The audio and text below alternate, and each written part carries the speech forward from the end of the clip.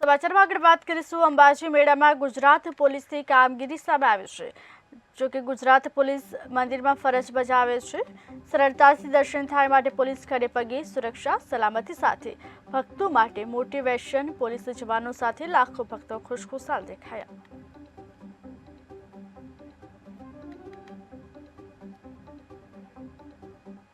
પોરબંદરથી ભાવનગર તરફ જતી ટ્રેનમાં લીકેજની ઘટના સંભવાઈ છે।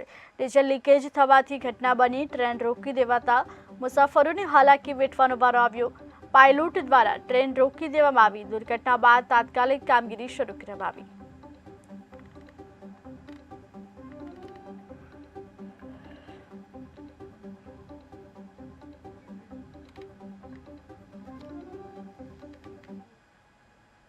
છેલ્લા એક સપ્તાહથી વડોદરાના લોકો પૂરના પાણીથી પરેશાન છે। માનવ સર્જિત પૂર હોવાનું સાબિત થયું। જો કે આ બધી વાતો વચ્ચે જાણે કે ગરીબી કોરાને મુકાઈ ગઈ છે। સિદ્ધાર્થ બંગલો જેવા પાસ વિસ્તારના લોકોને રાહત સામગ્રી આપવા હેલિકોપ્ટર આવ્યું। ગરીબો માટે ટ્રેક્ટર પણ નથી આવ્યું તેવી હાલત થઈ છે। હવે વાત કરી રહ્યા છીએ વડસર રોડ પર આવેલી જગન્નાથ બડાની વસાહતની। અહીં બે દિવસ સુધી પાણી રહ્યા પણ કોઈ જોવા પણ આવ્યું નથી। આજે પણ આ વિસ્તારમાં પીવાનું પાણી નથી આવતું ને જ્યાં ત્યાંથી લોકો પાણી ભરીને લાવે છે। જગન્નાથ વડાના મકાનો 900 જેટલા લોકો રહે છે પરંતુ દર વખતે પૂર બાદ કોઈ જોવા પણ નથી આવ્યું। એવા લોકો છે કે જેમને કોઈ ઝૂંપડપટ્ટી તોડીને બનાવવામાં આવ્યા છે। જો કે આજે આ લોકોને આવાસ યોજનામાં જીવવું પણ દુષ્કર બની ગયો છે। એક પણ નેતા મદદ માટે આતો નથી કે કોઈ અધિકારી પણ હાલ પૂછવા સુદ્ધા આવ્યા નથી। આ દૂધ આવે ને તો આટલા પાણીમાં છોકરાઓને લઈને બોલાવે, કેવી રીતે જવાનું? કશું મદદ નહીં મળી અમને। તારે ખાવાનું કે કશું નહીં આવ્યું। 3 દિવસ ભૂખ્યા લઈને છોકરાઓને લઈને બેહી રહ્યા, પાણી પણ પીવાનું નહીં મળ્યું। આશા તો હતી પણ ઝુંપડપટ્ટી અમારી સૌથી સારી હતી। પેલા વોટ લેવા કેવા દોડીને આવે છે, હવે કોઈ આવે છે પૂછવા?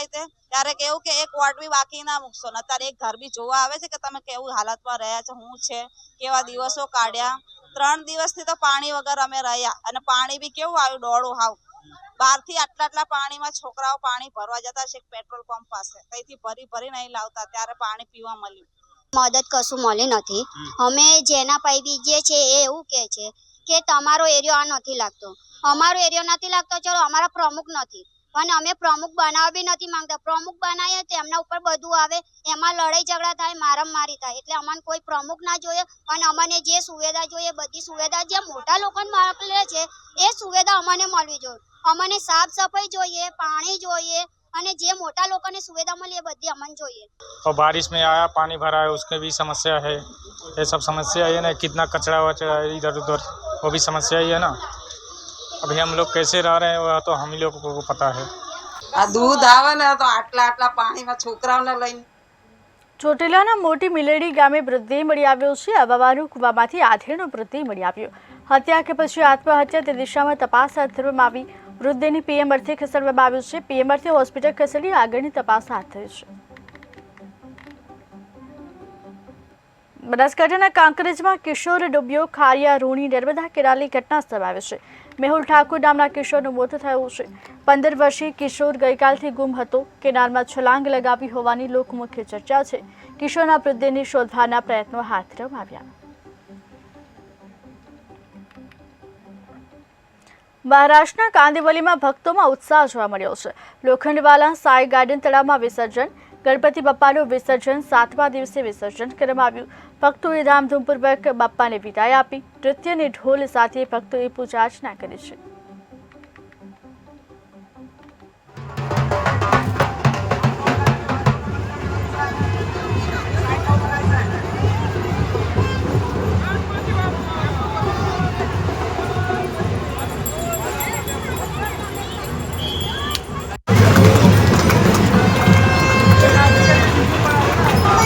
यहाँ पे आर साउथ विभाग के माध्यम से हर साल की तरह एक विसर्जन तालाब का आयोजन किया है। आपने देखा होगा कि पूरे एरिया के, सिर्फ लोखंडवाला के नहीं है, क्रांतिनगर, दामूनगर, हनुमान नगर, 3 एरिया के लोग यहाँ पे विसर्जन के लिए आते हैं। बहुत बढ़िया सुविधा है।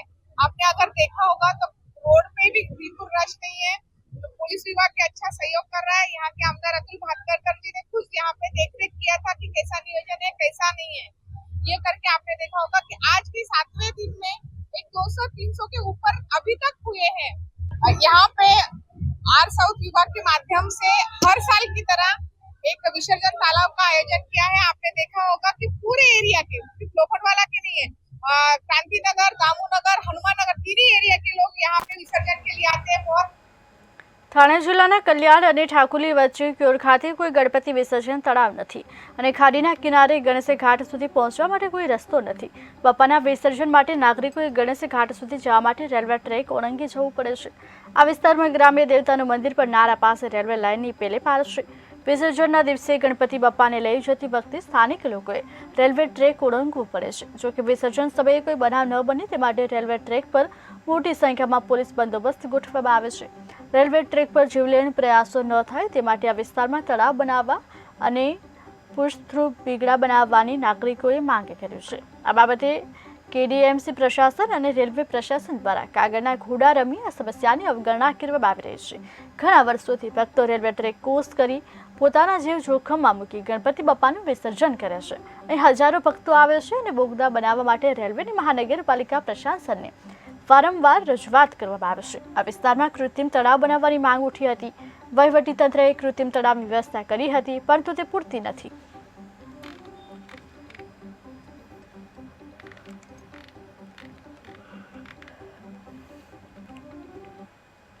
મુંબઈના રમાબાઈ વિસ્તારમાં આગ લાગી હોવાની ઘટના સમાવી. આગની દુર્ઘટનામાં 12 લોકો ઘાયલ થયા છે.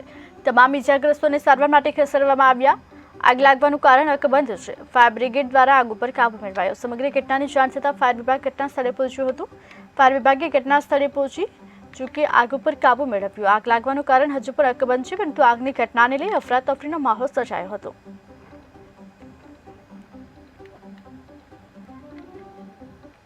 મહારાષ્ટ્રના છત્રપતિ સંભાજીનગરમાં અકસ્માત સર્જાયો. અકસ્માતમાં 4 લોકોના મોત થયા અને 3 લોકો ઘાયલ થયા છે. દારૂના નશામાં કાર હંકારતા અકસ્માત સર્જાયો.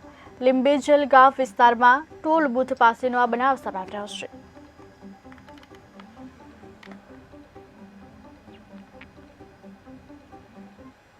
ગાંધીનગરના દહેગામના વાસણા સોગઠી ગામે મેશ્વ નદીમાં શુક્રવારે બપોરે ગણેશ વિસર્જન સમયે ડૂબી જતા 8 લોકોના મોત થયા. વાસણા સોગઠીના મોટા વાસમાં રહેતા ચૌહાણ અને સોલંકી પરિવારના 8 લોકોના મોત થતા આજે સવારે વાસણા સોગઠીના મોટા વાસુ ખાતેથી એક સાથે આઠેની અંતિમ યાત્રા નીકળતા સમગ્ર વિસ્તારમાં આક્રંદ છવાયો. નાના એવા ગામમાં કોણ કોને સાંત્વના આપી તેવા દ્રશ્યો જોવા મળ્યા. દહેગામના વાસણા સોગઠી ગામ પાસેથી પસાર થતી મેશ્વ નદીમાં શુક્રવારે એક જ વિસ્તારના 8 લોકો ડૂબી જતા અરેરાટી વ્યાપી ગઈ છે. ઘટનાની જાણ થતાં ફાયર બ્રિગેડના જવાનો અને સ્થાનિક તરવૈયાઓ ઘટના સ્થળે દોડી આવ્યા. શોધખોળ હાથ ધરી. શરૂઆતમાં 5 યુવકોના મૃતદેહ મળી આવ્યા, જે બાદ થોડીવાર પછી અન્ય 3 યુવકોના પણ મૃતદેહ મળી આવ્યા છે. દહેગામના વાસણા સોગઠી ગામ પાસેથી પસાર થતી નદીમાં 8 યુવકોના ડૂબી જવાથી મોત થતા પરિવારજનો અને ગ્રામજનો દોડી આવ્યા. પોતાના પરિજનના મૃતદેહ જોઈ પરિવારજનોમાં આક્રોંદ છવાયો છે. ભલભલાનું કાંજું કપાવી દે તેવા દ્રશ્યો સામે આવ્યા છે. આ ગોઝારી ઘટનાના સમાચાર મળતા જિલ્લા કલેક્ટર મેહુલ દવે, પ્રાંત અધિકારી બ્રિજેશ મોડિયા, ટીડીઓ, મામલતદાર, ડીવાયએસપી સહિતના અધિકારીઓ પણ ઘટના સ્થળે દોડી ગયા. જિલ્લા કલેક્ટર મેહુલ દવેએ જણાવ્યું હતું કે મૃતક 8 લોકો એક જ ગામના અને એક જ ફળિયાના છે. તમામના મૃતદેહો બહાર કાઢી લેવામાં આવ્યા છે. પીએમ સહિતની આગળની કાર્યવાહી ચાલુ છે. અમે અમારું તંત્ર, તરવૈયાઓ અને ધારાસભ્યશ્રી બધા જ ત્યાં જ હતા સ્થળ ઉપર. અત્યારે ત્યાંથી જ અહીંયા હોસ્પિટલ ઉપર આવ્યા છીએ. બહુ દુઃખદ ઘટના બની છે. સરકારશ્રીએ તમામ ગામોમાં જાણ કરેલી હતી. એ પ્રમાણે દરેક ગામોમાં ખ્યાલ પણ હતો અને ગણપતિ વિસર્જન હજી થયું પણ નહોતું. એ પહેલાં આ લોકો ત્યાં ગયા ને માજી સરપંચ કે છે એ રીતે કોઈ એક ભાઈનો પગ લેપસો ને બાકીના એમને બચાવવા તરતા જ હતા અને ગામના જ લોકો હતા.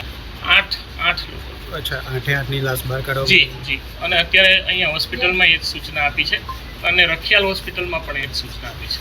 તંત્ર દ્વારા બધી प्रयत्न करवामा आवेला छे। गांधीनगर जिले में दहगाम तालुका में वासणा सोगठी गांव पड़ता है। वो वासणा सोगठी गांव में तकरीबन 2 बजे यहाँ मैसू नदी के किनारे चेक डैम बना हुआ है। वो चेक डैम में तकरीबन 2 बजे 9 युवान यहाँ पे नहाने पड़े थे। उस 9 युवान में से एक युवान नहाने के बाद यहाँ पे खड़ा देख रहा था। उसका नाम है कृष्णा चौहान। वो कृष्णा ने हमने बताया है कि जो 8 युवान नहाने पड़े थे उसमें से एक युवान जसपाल करके था, जसपाल उर्फे मुन्ना, वो यहाँ तकरीबन डूबा। वो युवान को डूबता देख के बाकी के 7 युवान उसको बचाने गए और वो उसी वारदात में 7 युवान की भी वहाँ पे डूब गए थे। तो अभी तक हमारी माहिती के मुताबिक 8 युवान डूबे थे और 8 की डेड बॉडी हमने रिकवर कर ली है। અમે ઉધના ખાતે નવીન અદ્યતન ડેપો વર્કશોપ તૈયાર કરાયો છે। ઉધના ડેપો વર્કશોપનું ગૃહ રાજ્યમંત્રી હર્ષ સંઘવીના હસ્તે લોકાર્પણ કરવામાં આવ્યું। 9000 ચોરસ મીટર વિસ્તારમાં તૈયાર કરાયો છે ડેપો। ગુજરાત રાજ્ય માર્ગ વાહન વ્યવહાર નિગમ દ્વારા 4.72 કરોડના ખર્ચે તૈયાર કરાયો છે। વર્કશોપમાં tyre room, mechanical rest room, battery room, oil room, electric room, 2 record room, rest room સહિત અદ્યતન સગવડ અને સુવિધા પણ ઊભી કરાય છે। સુરતના ઉધના બસ ડેપો પર વર્કશોપનું ઉદ્ઘાટન રાજ્યના બહાર વ્યવહાર મંત્રી હર્ષ સંઘવીના હસ્તે કરવામાં આવ્યું। આ કાર્યક્રમમાં ઉધનાના ધારાસભ્ય મનુ ફુગવા, સુરતના સાંસદ મુકેશ દલાલ, શહેર ભાજપ અધ્યક્ષ નિરંજન જાજપેરા, સુરતના મેયર દક્ષિત મેવાણી સહિત અનેક અધિકારીઓ અને કર્મચારીઓ પણ જોડાયા હતા। વર્કશોપની ખૂબ ખૂબ શુભકામનાઓ। દાદાની સવારી એસટી અમારી છેલ્લા 2 વર્ષમાં આ જ વિભાગ દ્વારા હજારોની સંખ્યામાં નવી બસોની વ્યવસ્થા ગુજરાતના સૌ નાગરિકો માટે નિરંતર કરતી આવ્યા છે।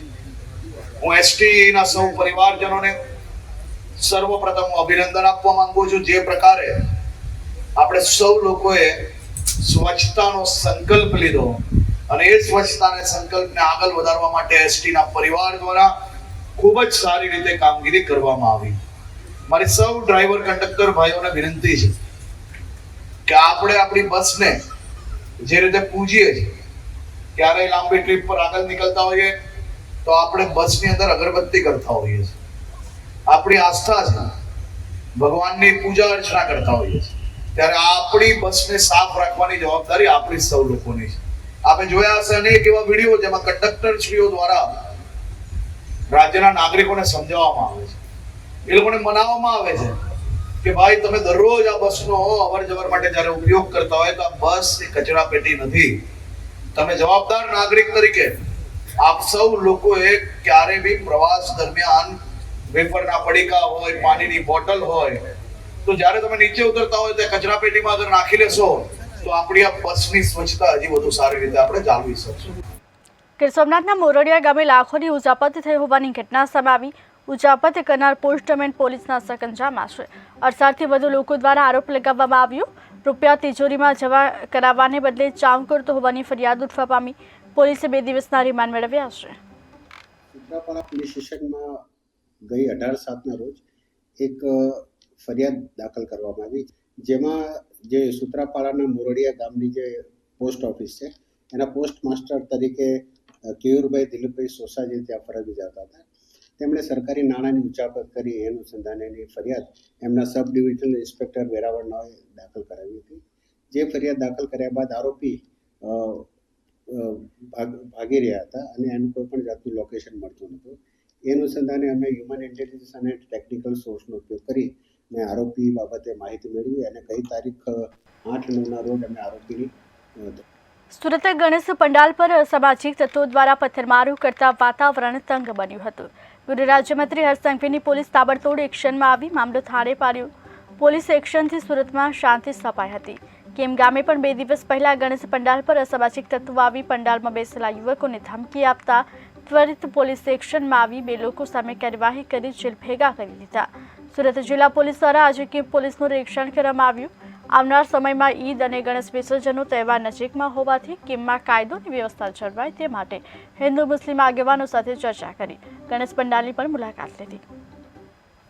આપણે સૌ જાણીએ છીએ 7મી સપ્ટેમ્બર 2024થી શ્રી ગણેશ મહોત્સવ ગલીએ ગલીએ ગામે ગામ દરેક જગ્યાએ એની ખૂબ જ ભાવપૂર્ણ અને શ્રદ્ધાપૂર્વક ઉજવણી થઈ રહેલી છે। સુરત ગ્રામ્ય જિલ્લા પોલીસના તમામ પોલીસ સ્ટેશન, તમામ વિસ્તારમાં તમામ સિનિયર અધિકારીઓ, થાણા અમલદારો, beat constable, head constable, home guard, GRD, TRB તમામ દ્વારા તમામ સ્થળો પર શ્રી ગણેશ મહોત્સવ થાય છે ત્યાં વિઝિટ કરવામાં આવી રહેલ છે, લોકો સાથે સંવાદ કરવામાં આવી રહેલ છે અને ખૂબ જ શ્રદ્ધા અને ભાવપૂર્ણ રીતે ઉજવણી થઈ રહેલી છે. લોકો સાથે એક સારો સંવાદ પોલીસ દ્વારા જળવાય, કંઈ નાના મોટા પ્રશ્ન હોય એ પોલીસ સમજી શકે, સ્થાપના શાંતિપૂર્ણ રીતે પૂર્ણ થઈ હતી એ જ રીતે વિસર્જન પણ પૂર્ણ થાય, અને ઈદે મિલાદનો પણ વચ્ચે તહેવાર આવી રહેલ છે તો એમાં પણ બંને તહેવારો શાંતિથી ઉજવાય એ માટેની તમામ તૈયારીઓ સુરત રૂરલ પોલીસ કરી રહી છે. લોકોને આપના માધ્યમથી એક બે નાની અપીલ મારે કરવાની છે. કોઈ પણ પ્રકારની અફવાથી કોઈએ દોરાવવું નહીં. પોલીસ સતત 24/7 ખડે પગે તમામ જગ્યાએ છે જ. અફવાથી દોરાઈ અને કોઈ પણ વ્યક્તિએ કાયદો હાથમાં લેવો નહીં. અન્યથા પણ કાયદો કોઈએ હાથમાં લેવો નહીં. તમારા નજીકના પોલીસ સ્ટેશનનો, તમારા નજીકના પોલીસ અધિકારીનો, તમારા નજીકના પોલીસ કર્મચારીનો સંપર્ક કરવો. પોલીસ કાયદો હાથમાં લેનાર કોઈ પણ વ્યક્તિને બક્ષશે નહીં. તમામ વિરુદ્ધમાં કાયદેસરના પગલાં લેવામાં આવશે. Police station wise social media મોનિટરિંગની ટીમ અને ડિસ્ટ્રિક્ટ લેવલથી પણ સોશિયલ મીડિયા મોનિટરિંગની ટીમો પણ બનાવવામાં આવેલી છે. એ સોશિયલ મીડિયામાં પણ કોઈ પણ વ્યક્તિગત ધાર્મિક લાગણી દુભાવવાના કોઈ પણ પ્રશ્ન બનશે, તાત્કાલિક ધોરણે ગુનો દાખલ કાર્યવાહી કરશે.